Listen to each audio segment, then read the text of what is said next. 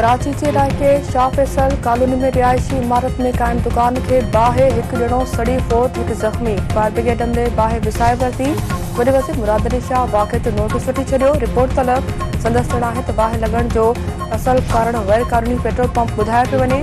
इंसानी जाननि सां खेॾण जी कंहिंखे बि इजाज़त न ॾिनी वेंदी। गैर क़ानूनी पेट्रोल विकिरो कंदड़नि ख़िलाफ़ कार्रवाई कई वेंदी।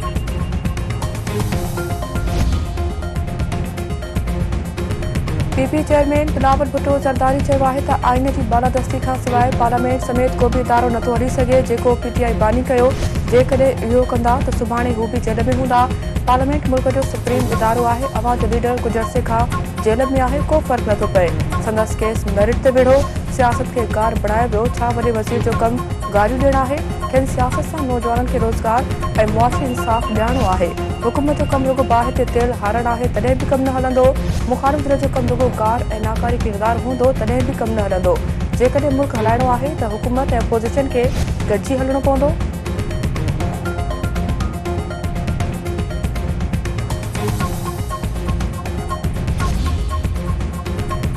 हुकूमत ऐं मुख़ालिफ़ धिर पार्लियामेंट जी कार्रवाई बहितर नमूने हलाइण ते इत्तिफ़ाक़ करे वरितो। बिलावल जी तजवीज़ ते कमेटी क़ाइमु करण बाबति ठाराव मंज़ूर।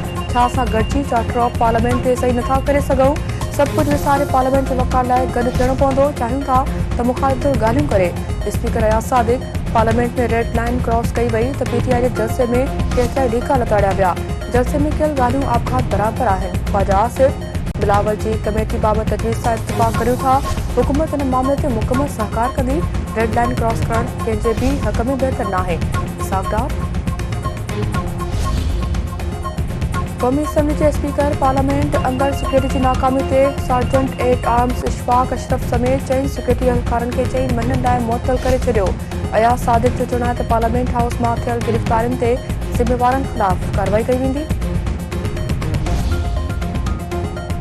सिंध खां पोइ बलोचिस्तान सरकार बि इर्सा एक्ट में तरमीम जी मुखालफ़त करे छॾी।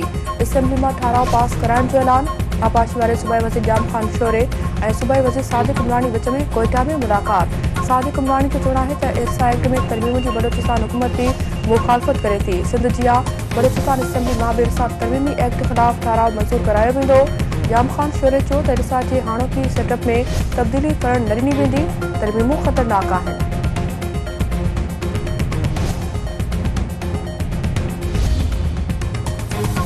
वॾे वज़ीर सैयद मुराद अली शाह चयो आहे त इर्सा एक्ट में तरमीम बाबति अवामी राय जो एहतराम कयो वेंदो। सिंध असेंबली पाणी जे मसइले ते केतिरा ई भेरा ठाराव पास कया आहिनि। कालाबाग डैम ख़िलाफ़ बि असेंबली ठाराव पास करे चुकी आहे। मुल्क जी अंदरूनी सूरतहाल खे मुंहुं ॾियण लाइ सभु मुतहद आहिनि। हू साज़िशुनि खे इत्तिहाद ज़रिए ख़तमु कंदा। जेकबाबाद भरिसां ॻोठाला बख़्श जखराणी में पोलियो वर्कर सां मुबैना ज़्यादती। पुलिस 2 शकियुनि खे गिरफ़्तार करे जांच शुरू करे छॾी। मुतासिर औरत जो मेडिकल चेकअप बि करायो वियो। वॾे वज़ीर मुराद अली शाह ऐं घरू वज़ीर ज़ाउल सलंजार नोटिस वरितो। कमिश्नर ऐं DIG लाड़काणो खां रिपोर्ट तलब। पोलियो वर्करनि खे तहफ़ुज़ फ़राहम करण जी हिदायत।